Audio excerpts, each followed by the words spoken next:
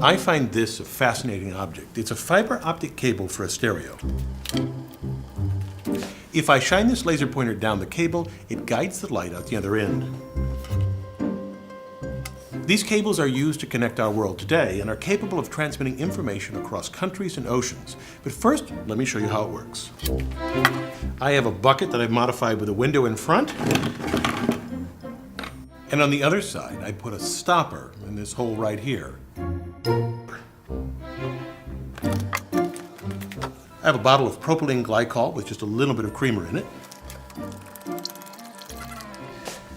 A ring stand. And of course, a laser pointer. Now, keep your eye on this plug when I turn out the lights.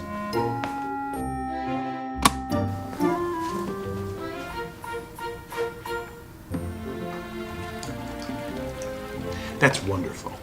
The light follows the liquid flow all the way to the bucket. Amazing. It does this because of total internal reflection. As the light enters the stream, it is reflected as soon as it hits the interface between air and liquid.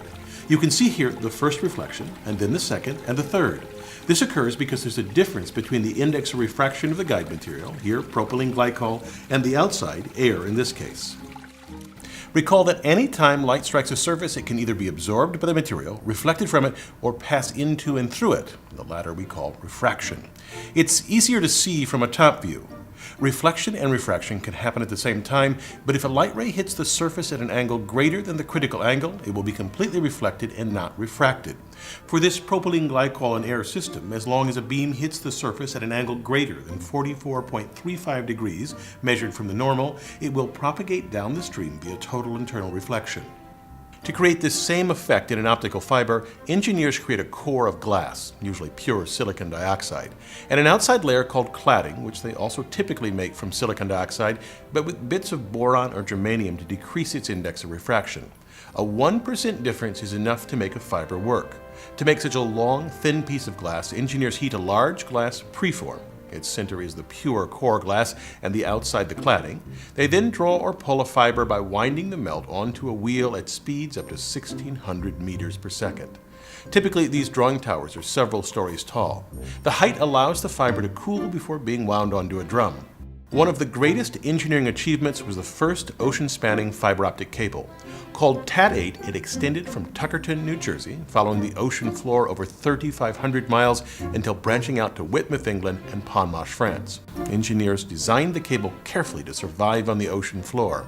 At its center lies the core. Less than 1/10 of an inch in diameter, it contains 6 optical fibers wrapped around a central steel wire.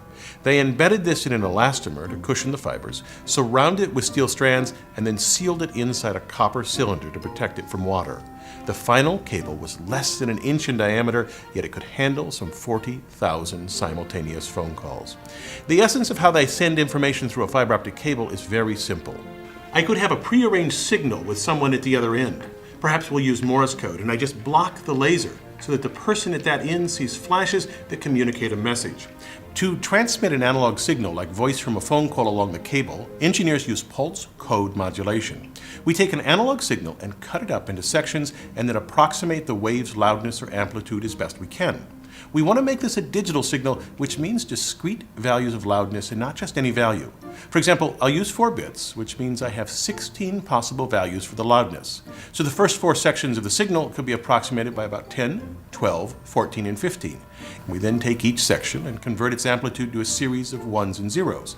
The first bar of value 10, when encoded, becomes 1, 0, 1, 0. We can do this for each section of the curve. Now, instead of looking at the green waveform or even the blue bars, we can think of the signal as a series of 1s and 0s organized by time.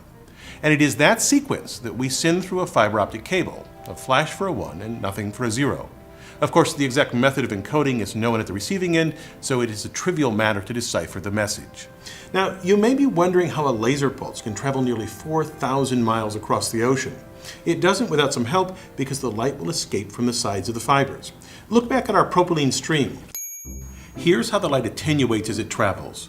You can see here a narrow beam in the bucket that broadens a bit when it enters the stream, and then after the first bounce, the beam leaves even broader than it entered.